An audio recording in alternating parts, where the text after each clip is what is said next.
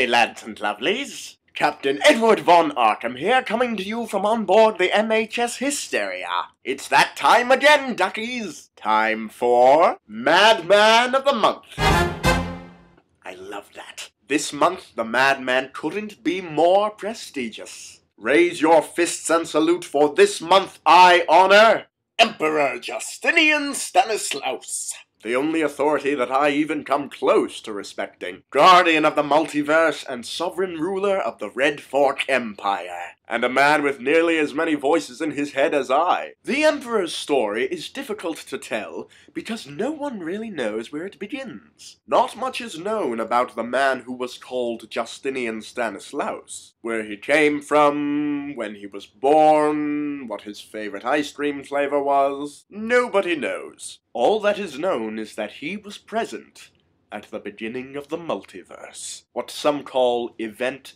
2, and what those of the Empire call the Red Fork Event. Justinian was there. He describes seeing nothing but a blinding red light, a spark that caused the universe to diverge into two parallel dimensional timelines, creating the multiverse. After that, Justinian became the Emperor. His purpose? To watch over the multiverse and defend his empire from the dull, a ruthless and devastating void-spawned plague that attacks the mind and destroys its imagination centers. Justinian fights a war against the oppression of the unreal, ruling over his empire with an iron fist. Literally, he holds a powerful cosmic weapon known as the Will of the People. This unstoppable gauntlet is rumored to be made from a universal substance obtained from the Red Fork Event, described as being forged in the heart of suns and cooled with the tears of long-forgotten gods.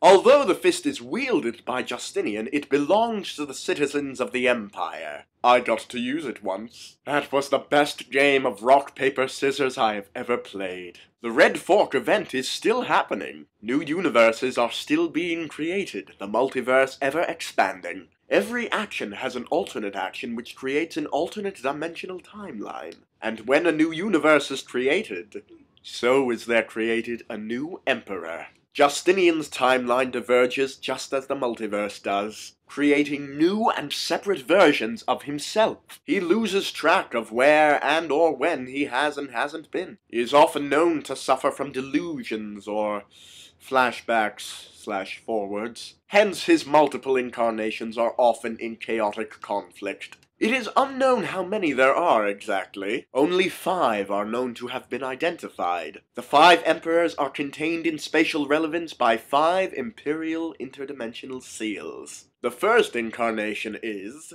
Rookfinger, a pleasant and charismatic fellow, and the people's favorite. Heaps of fun to be around. He is fond of croquet and tea parties. Rookfinger lives in blissful ignorance, as he is unaware of the existence of the other 4 emperors. No one is allowed to talk about them in front of him. The second emperor is Booth.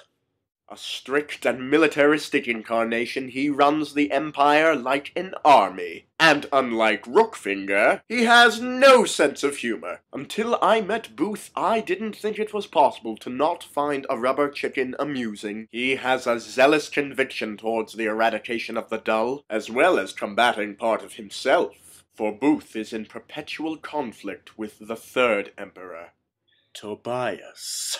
Tobias is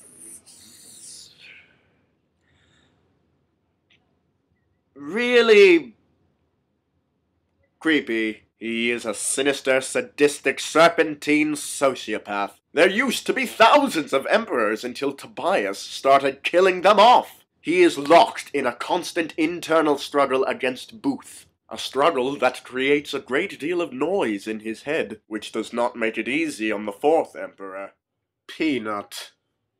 Poor unfortunate Peanut. He can hear all of them shouting in his mind. Not a pretty picture. Trust me, I know. Having that many voices in one's head can drive one mad with fear, or with rage. As is the case with the 5th emperor, Hyde.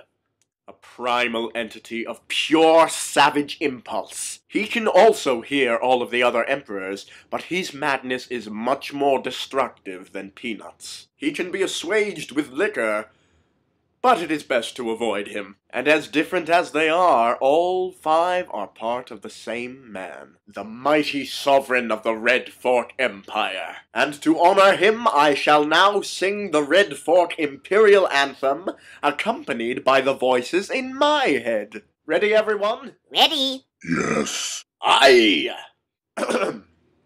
All rise.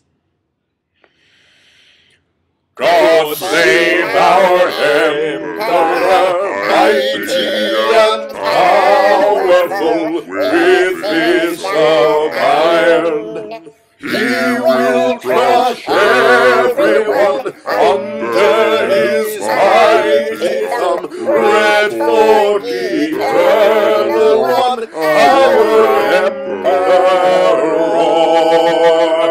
Well done, all. Scottish voice, I think you were a tad early on the 4th verse. Bugger off! Ah, well, that's our time for today. I'm going to go bang this tuning fork against something and stick it in Litton's ear. Until next time, stay mad, my duckies.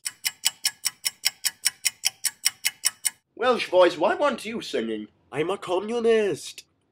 What?